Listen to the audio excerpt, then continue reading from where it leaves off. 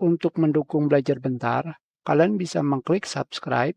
Halo, selamat datang di Belajar Bentar. Sekarang kita akan belajar mengenai menggunakan mobile hotspot di Windows 10 pada laptop atau komputer mobile. Jika kalian belum mengetahuinya, laptop kalian itu bisa digunakan sebagai mobile hotspot, seperti halnya pada ponsel pintar. Dan sekarang cara menggunakannya adalah pertama, kalian pergi ke Start menu. Setelah itu, kalian ketikkan mobile hotspot. Setelah itu, kalian tekan enter. Sekarang, kalian sudah berada di menu mobile hotspot.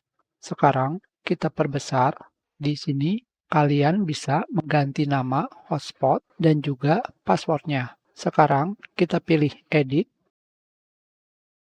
Di sini, kalian bisa mengganti nama hotspot, sedangkan di bawahnya, kalian bisa mengganti password hotspot. Untuk password, minimal harus 8 karakter. Setelah itu, kalian bisa menekan tombol simpan, dan pengaturan kalian akan disimpan. Selanjutnya, kalian tinggal menekan tombol on seperti ini, yaitu tombol toggle. Sekarang, hotspot kalian sudah bisa digunakan. Jika kalian ingin mematikannya, kalian tinggal menekan tombol off saja. Sekarang, jika kalian tidak ingin selalu ke menu mobile hotspot, kalian bisa menggunakan pengaturan mobile hotspot di notifikasi.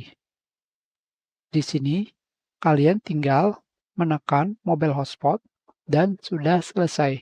Mobile hotspot sudah dimatikan atau dihidupkan. Kita sudahi pelajaran ini. Terima kasih.